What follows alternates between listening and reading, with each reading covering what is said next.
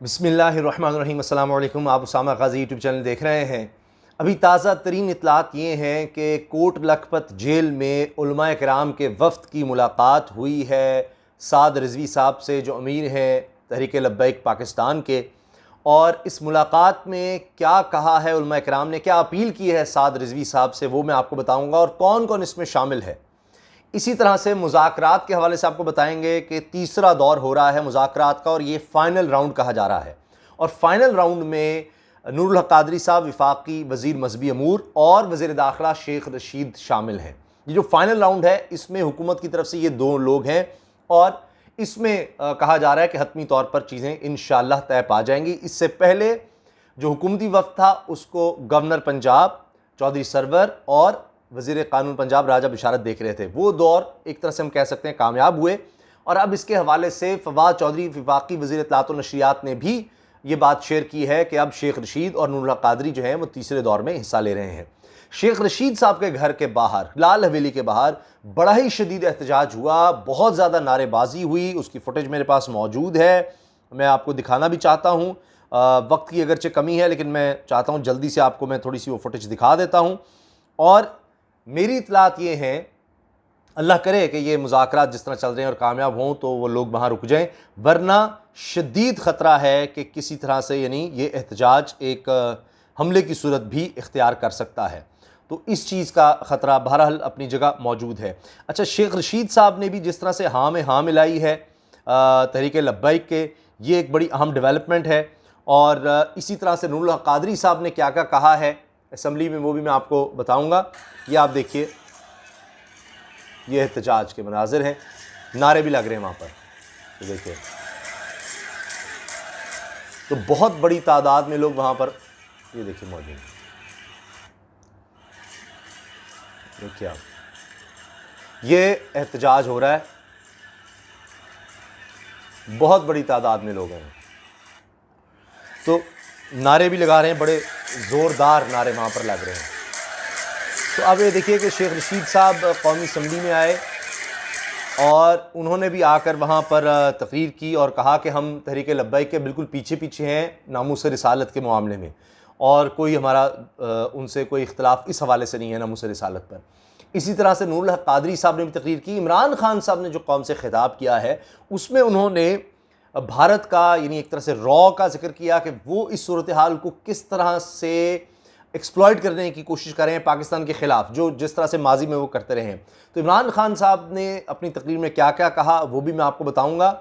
और उसमें एक अहम चीज़ ये है कि वो कह रहे हैं कि फ़्रांस के सफ़ीर को निकालने का मुतालबा सबसे अहम ये लग रहा है। शायद बाकी जो मुतालबात रखे गए हैं वो हुकूमत किसी न किस तरह एडजस्ट करने को तैयार है, लेकिन फ़्रांस के सफ़ीर की मुल्क बदरी का मामला ये सबसे मुश्किल नज़र आ रहा है। उसमें इमरान खान साहब का मौक़िफ़ किया है कि हम अगर कर देंगे तो इससे फ़्रांस को कोई फ़र्क नहीं पड़ेगा, उनका सफ़ीर वापस चला जाएगा, सिर्फ़ और सिर्फ पाकिस्तान को फ़र्क पड़ेगा, सारा नुकसान इसमें पाकिस्तान का होगा, सारे यूरोप से मामलात ख़राब हो जाएंगे और फिर कोई और जानबूझकर इस तरह से करेगा कहीं ना कहीं और मुल्क में, ज़ाहिर है इसमें भारत वो पहले कह रहे हैं मुलव्वस है, उस मुल्क में गुस्ताखी करवाएगा ताकि फिर उस मुल्क से भी पाकिस्तान के ताल्लुकात ख़राब हो जाए। तो उसके पास ये बड़ा आसान हथियार आ जाएगा कि किसी भी मुल्क में उठकर वहाँ पर गुस्ताखी करवा दी जाए और उसके बाद फिर इसी तरह से यूरोप से, सारे ममालिक से, दुनिया के कहीं भी मगरिब में बड़ी आसानी से करवा सकते हैं इस तरह का काम। तो इस तरह की हरकत वो करवाएंगे और फिर ये कि जी पाकिस्तान की सारी दुनिया से ताल्लुकात ही ख़त्म हो जाए। तो इस तरह का इशारा इमरान खान साहब दे रहे हैं। साथ ही उन्होंने भारत के हवाले से बड़ी अहम और सबूतों के साथ बात किया है कि क्या क्या चीज़ें पकड़ी गई हैं, किस तरह से ट्वीट्स की जा रही थी, व्हाट्सएप ग्रुप क्या बनाए गए थे, वो भी मैं आपको तफसील सारी बताऊंगा। लेकिन सबसे अहम जो बात मुझे लगी है वो ये कि इमरान खान साहब ने तहरीक लब्बैक की हाँ में हाँ मिला दी है। उन्होंने कहा है हमारा मकसद सिर्फ एक है, सेम है, तहरीक लब्बैक का भी और मेरी हुकूमत का, मेरा मौक़िफ़ भी बिल्कुल वही है जो तहरीक लब्बैक का है, नामूस रिसालत पर हमें किसी सूरत बर्दाश्त नहीं है। तो ये उन्होंने बड़ी अहम बात की है कि बिल्कुल एक मौक़िफ़ है। तो लग रहा है कि वो तो बिल्कुल उनको कह रहे हैं कि हम तो आपके साथ हैं। तरीक़ाकार में फ़र्क की बात वो ज़रूर कर रहे हैं कि तरीक़ाकार में फ़र्क।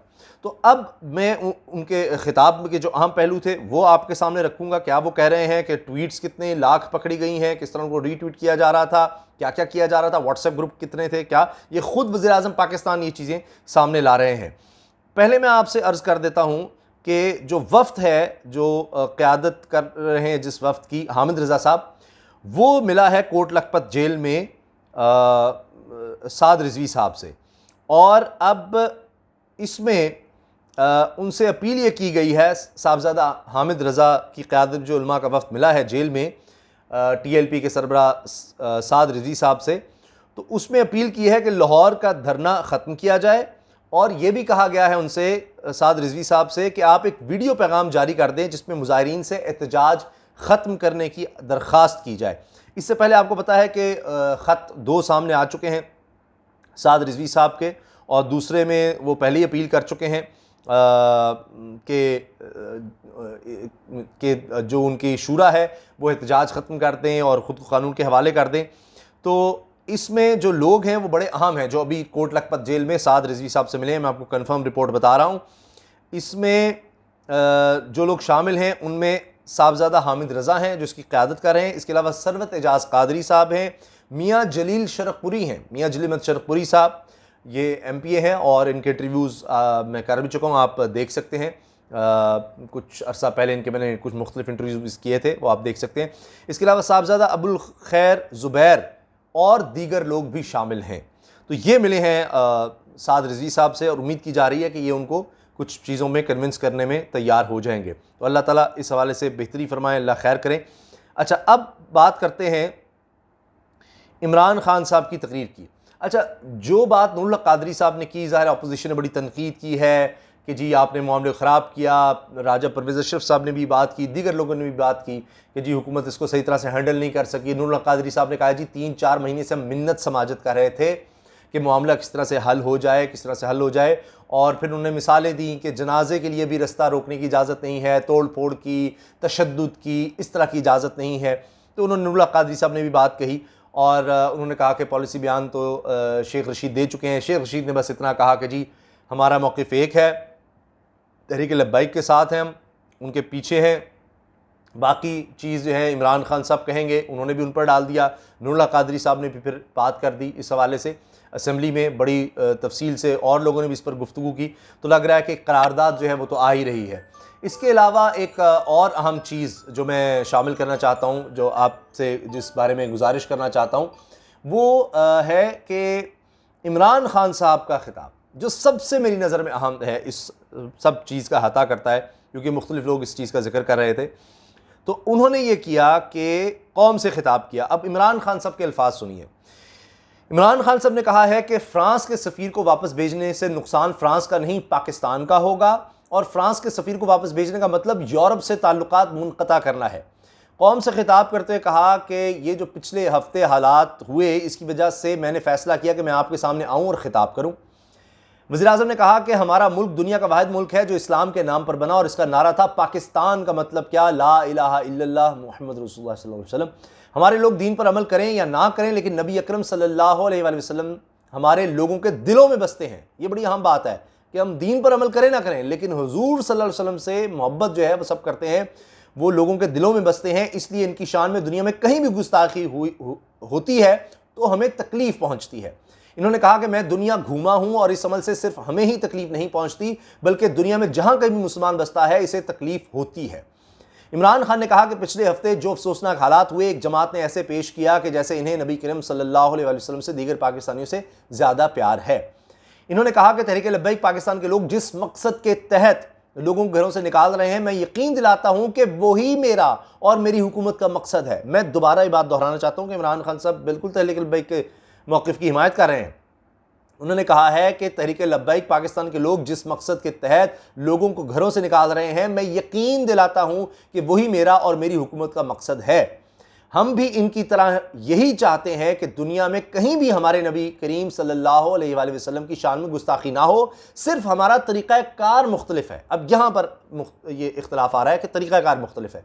बहरहाल मुझे लगता है, मैं आगे भी आता हूँ, कि ये जो मिस हैंडलिंग हुई है इसको देखना चाहिए कि क्या हो, कोई एक लाहेमल तय होना चाहिए। ये सारा मामला इस तरह ख़राब फिर किस तरह हो गया जब आपका, इमरान खान का और तहरीक लब्बैक का एक ही मकसद है, एक ही सोच है। इस लिहाज से तो फिर तरीक़ाकार पे अगर इख्तलाफ है तो एक तरीक़ाकार तय हो जाना चाहिए कि कल को खुदा न खास्ता अल्लाह ना करे फिर कभी कोई इस तरह की जसारत करता है तो किस तरह से उससे निपटना है। अच्छा, इमरान खान साहब ने कहा कि तहरीक लब्बैक पाकिस्तान ये कह रही है कि फ़्रांस में जो हुआ तो इस पर फ़्रांस के सफ़ीर को वापस भेजा जाए। इनसे तमाम राब्ते ख़त्म कर दिए जाए। हमारी हुकूमत के तरीक़ाकार मुख्तलिफ है, लेकिन मकसद एक ही है, वो भी ये चाहते हैं कि किसी मुल्क में किसी की जुर्रत ना हो कि सरकार दो आलम सल्लल्लाहु अलैहि वसल्लम की बेहुरमती करे, और हमारा भी वही मकसद है। वज़ीर-ए-आज़म ने कहा कि सन 1990 के करीब सलमान रुश्दी ने किताब लिखी। इस किताब में इसने हमारे नबी अकरम सल्लल्लाहु अलैहि वसल्लम की शान में गुस्ताखी की। पाकिस्तान में अवाम सड़कों पर निकले, यहाँ अमरीकी सफारत खाने पर हमला किया और लोगों की शहादतें भी हुई। इसके बाद आप देखें, मगरिब के किसी न किसी मुल्क में इनकी शान में गुस्ताखी कोई करता है तो मुसलमानों को तकलीफ होती है, जिस पर कभी कभार बाहर ममालिक में रद्दमल भी आता है। यहाँ हमारे मुल्क में भी मुजाहरे होते हैं। इनका कहना था कि क्या इस तर्ज अमल से कोई फ़र्क पड़ा? यही सोच TLP की है। वो कह रहे हैं कि अगर हम एक्शन ना लें तो वो सड़कों पर आ जाएंगे। इन्होंने कहा कि मेरा सवाल यह है कि क्या फ्रांस के सफ़ीर को वापस भेजना और इनसे तमाम ताल्लुकात ख़त्म कर देने से ये सब रुक जाएगा? क्या कोई गारंटी है कि इसके बाद कोई गुस्ताखी नहीं करेगा? इमरान खान ने कहा कि मैं मगरिब को जानता हूं और मैं आपको गारंटी देता हूं कि अगर पाकिस्तान ये करेगा तो इसके बाद किसी और यूरोपीय मुल्क में आज़ादी इज़हार राय के नाम पर यही होगा। इन्होंने कहा कि जब दीगर ममालिक को पता चलेगा कि हमने ऐसा किया है तो भी आज़ादी इज़हार राय के नाम पर यही करेंगे, तो क्या हम फिर इसके सफ़ीर को भी वापस भेजेंगे? वज़ीर आज़म ने कहा कि 50 मुसलमान मुल्क हैं, कहीं भी इस तरह मुजाहरे नहीं हुए, कोई भी इस तरह नहीं कह रहा और वो भी ये नहीं कह रहे कि सफ़ीर को वापस भेजो। इन्होंने कहा कि सफ़ीर वापस भेजने से फ्रांस को कोई फ़र्क नहीं पड़ेगा, लेकिन पाकिस्तान को इससे बहुत फ़र्क पड़ेगा, क्योंकि हमारी मईशत बहुत मुश्किल से उठ रही है। बहुत अरसे के बाद पाकिस्तान में इंडस्ट्री ऊपर जा रही है, लोगों को नौकरियां मिल रही हैं और मुल्क की दौलत में इजाफा हो रहा है, हमारा रुपया मजबूत होता जा रहा है। लेकिन अगर हम फ्रांस के सफ़ीर को वापस भेजकर ताल्लुकात तोड़ेंगे तो इसका मतलब है कि हम यूरोपीय यूनियन से ताल्लुकात तोड़ेंगे। इनका कहना था कि हमारी आधी टेक्सटाइल की एक्सपोर्ट यूरोपीय यूनियन में जाती है, तो ताल्लुकात खत्म करते हैं तो आधी टेक्सटाइल एक्सपोर्ट खत्म हो जाएंगी। इसका मतलब बेरोजगारी होगी और फैक्ट्रियां बंद हो जाएंगी और हमारे रुपए पर भी दबाव पड़ेगा, रुपया गिरेगा, महंगाई और गुर्बत बढ़ेगी, तो नुकसान हमें होगा, फ्रांस को कोई नुकसान नहीं होगा। अब ये माशी मामला बहरहाल उन्होंने तो डिस्कस किए हैं, लेकिन जो नामूसे रिसालत सल्लल्लाहु अलैहि वसल्लम का मामला, इस पर कोई यानी दो राय नहीं हो सकती कि कोई मईशत को नहीं इस बारे में देखेगा। बहरहाल इमरान खान ने कहा कि हमारे हुकूमत 2-2.5 महीने से तहरीक लब्बैक से मुज़ाकरात जारी थे। हमारी हुकूमत और तहरीक लब्बैक के हम इनको यही चीज़ें समझा रहे थे कि इससे नुकसान हमें और हमारे अवाम को होगा। मुज़ाकरात जारी थे और इन्होंने कहा कि असम्बली में मामला लाएँ और असम्बली जो फैसला करती है वो करेंगे। इन्होंने कहा कि इमरान खान साहब ने कहा कि हमने इनकी बात मानने के साथ साथ ये भी देखा कि ये निचली सतह पर मुतहरिक थे और ये इस्लामाबाद आने की तैयारियां कर रहे थे। उन्होंने मुज़ाकरात के दौरान ही फैसला कर लिया कि अगर आपने फ्रांस के सफ़ीर को ना निकाला तो हम सारे इस्लामाबाद में धरना देंगे। इसके बाद ये गिरफ्तार हुए, यानी साद रिजवी की तरफ इशारा है। इमरान खान का कहना था कि अब तक 40 पुलिस की गाड़ियों को जलाया जा चुका है, लोगों की निजी मिला को लाखों करोड़ों रुपए का नुकसान हुआ है, 4 पुलिस एहलकार शहीद हुए हैं, 800 से ज्यादा जख्मी हुए हैं। पहले दिन 100 सड़कें बंद कर दी, जिससे आवाम और अस्पतालों में मौजूद मरीजों को नुकसान पहुंचा। वज़ीर-ए-आज़म ने इंकशाफ किया कि बाहर से पाकिस्तान के दुश्मन भी, ये बड़ा अहम है, ये नोट करने वाली बात है, क्योंकि इसकी तस्दीक हो रही है, जब यहाँ पर हालात मुल्क में ख़राब होते हैं तो दुश्मन उसका फ़ायदा उठाता है, उठाने की कोशिश करता है। इंकशाफ वज़ीर-ए-आज़म ने यह किया कि बाहर से पाकिस्तान के दुश्मन भी इस मामले में कूद पड़े और अब तक हमने जिन 4 लाख ट्वीट्स को देखा है, यानी इसका जायजा ले लिया गया है एजेंसियों की तरफ से, 4 लाख ट्वीट्स को देखा है, इनमें से 70% जाली अकाउंट से थी। ये इस तरह का प्रोपेगेंडा है जिसका यूरोपीय यूनियन की डिसइंफॉर्मेशन लैब ने इंकशाफ किया था, ये वही जो भारत पाकिस्तान के खिलाफ करता रहे। इन्होंने कहा कि हमें पता चला कि भारत के 380 व्हाट्सएप ग्रुप थे, 380 व्हाट्सएप ग्रुप जो जाली खबरें चला रहे थे कि पाकिस्तान में खाना जंगी हो गई है। वज़ीर-ए-आज़म ने यह भी कहा कि सियासी जमातों के रवैये पर भी अफसोस का इजहार करता हूं कि मुझे अफसोस है से कहना पड़ता है कि मौलाना फजलुर रहमान की जमीयत उलमा इस्लाम भी इसमें शामिल हो गई कि किसी तरह हुकूमत को अदम इस्तेहकाम का शिकार करे और मुस्लिम लीग नून भी इसका हिस्सा बन गई।